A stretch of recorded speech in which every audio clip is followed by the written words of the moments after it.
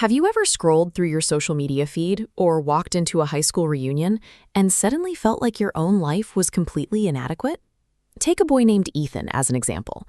He spends almost every waking hour measuring his own worth against the people around him. He looks to his left and sees a friend with natural athletic talent. He looks to his right and sees another who easily aces every test. And then there's a third friend whose family possesses a level of wealth Ethan can only dream of. Focusing entirely on these external highlights takes a heavy emotional toll. By constantly staring at what he lacks, Ethan creates a massive blind spot right over his own life, leaving him with a persistent, hollow feeling of inadequacy. Measuring your personal worth against a patchwork of other people's best traits guarantees you will always feel like a failure. Psychologists have a specific term for the anxiety Ethan is experiencing: upward social comparison. It operates like a highly aggressive cognitive filter.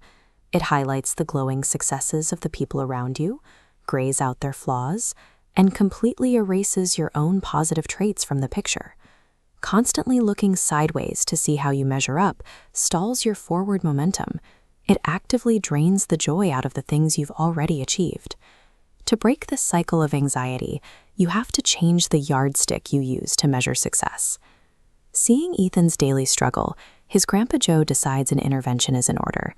He takes Ethan deep into a nearby forest, walking until they stand directly beneath the oldest, most imposing tree in the woods. Grandpa Joe asks Ethan to imagine something a bit ridiculous: an apple tree weeping because it can't reach the towering height of a coconut tree. Or picture the exact opposite.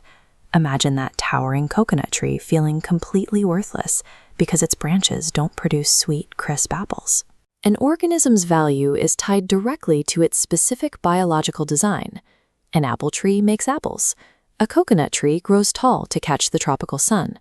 Comparing the two is illogical. Nature never cross-compares different species. Doing so is an entirely human and completely unnatural flaw in our thinking. Grandpa Joe then offers one more thought experiment. He asks Ethan to think about a gracefully swimming fish that considers itself an often failure because it can't fly through the air like a bird.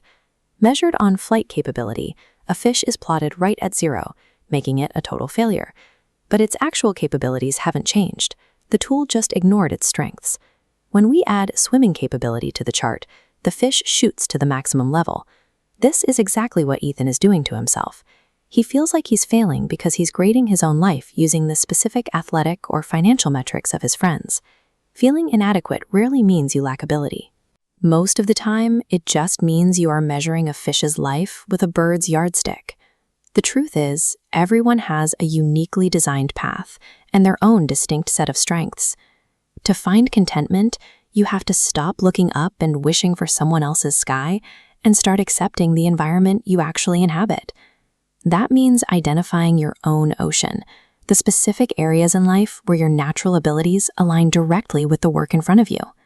Walking away from upward social comparison is the most effective way to reclaim your joy and find actual contentment. Take a moment today to look inward. Try to name just one personal strength you possess that you are truly grateful for. Till then, stay patient, stay grateful, and keep moving forward in life. Because true forward momentum only happens when you decide to walk your own path instead of longing for someone else's.